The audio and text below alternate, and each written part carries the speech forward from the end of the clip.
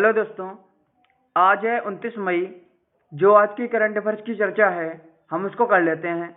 उससे पहले मैं आपको बता दूं, यदि आप हमारे social media accounts Twitter, Facebook, Instagram से जुड़ना चाहते हैं तो आप जुड़ सकते हैं बाय सर्चिंग सौरभ पांडे। तो आइए टॉपिक की शुरुआत करते हैं। देखिए, पहला क्वेश्चन है, निम्न में से किस अभिनेता को यूनाइटेड नेशंस की एनवायरनमेंट बॉडी के एम्बेसडर पद से हटा दिया गया है? इसका जो राइट आंसर है answer number C, Randeep Hooda. देखिए, वर्ष 2020 में फरवरी में 3 वर्ष के लिए संयुक्त राष्ट्र पर्यावरण संधि के तहत जंगली जानवरों की प्रवासी प्रजातियों के संरक्षण के लिए एम्बेसडर के रूप में नियुक्त किए गए रणदीप हुड्डा को एनवायरनमेंट बॉडी के एम्बेसडर पद से हटा दिया गया है। अगला क्वेश्चन, अमेरिकी राष्ट्रपति जो बाइडेन ने किस भारतीय अमेरिकी को अमेरिका और विदेश वाणिज्यिक सेवा के महानिदेशक के रूप में नियुक्त किया है? इसका जो राइट आंसर है answer number B, Arun Venkatraman. देखिए, भारतीय अमेरिकी नागरिक अरुण वेंकटरमन को अमेरिकी राष्ट्रपति जो बाइडेन ने हाल ही में अमेरिका और विदेश वाणिज्यिक सेवा के महानिदेशक के रूप में नियुक्त किया है। अरुण वेंकटरमन वर्तमान में वाणिज्य सचिव के सलाहकार हैं। उन्हें अंतर्राष्ट्रीय व्यापार के मुद्दों पर सलाह देने का 20 साल का अनुभव है। अगला क्वेश्चन,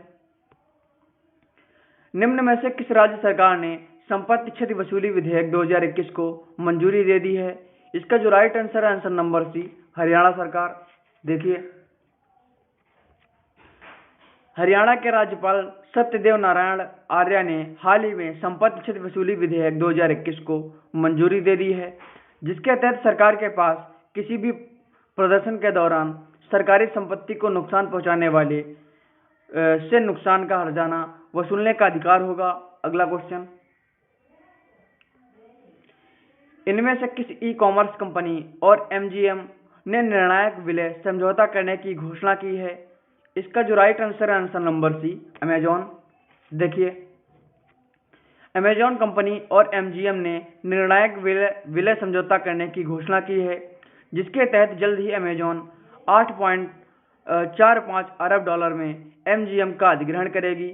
एमजीएम स्टूडियोज की स्थापना मार्कस लोए और लुइस बी मेयर ने करीब 97 साल पहले 17 अप्रैल 1924 में की थी। अगला क्वेश्चन, भारतीय अर्थशास्त्री और नोबेल पुरस्कार विजेता अमर्त्य सेन को किस देश के सर्वोच्च सम्मान से सम्मानित किया गया है?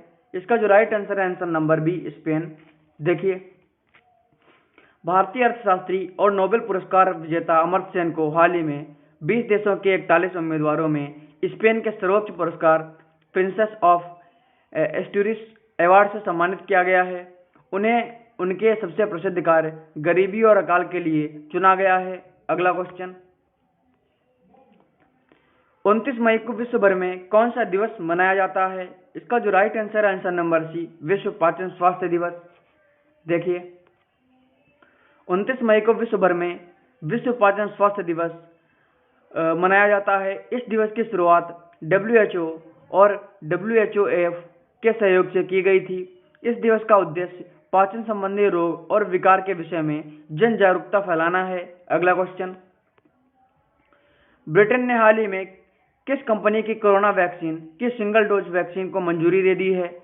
इसका जो राइट आंसर है answer number C, Johnson and Johnson company.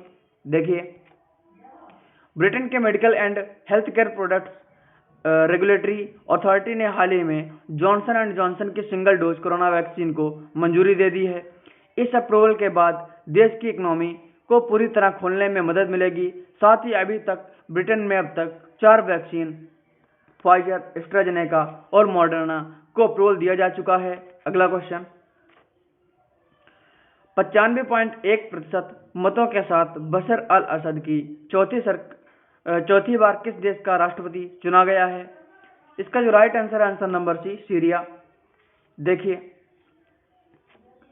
Syria के राष्ट्रपति बशर अल असद को हाल ही में 95.1% मतों के साथ चौथी बार फिर से चुना गया है। लेकिन सीरिया में हुए इस राष्ट्रपति चुनाव की विपक्ष और पश्चिमी देशों ने काफी आलोचना की है।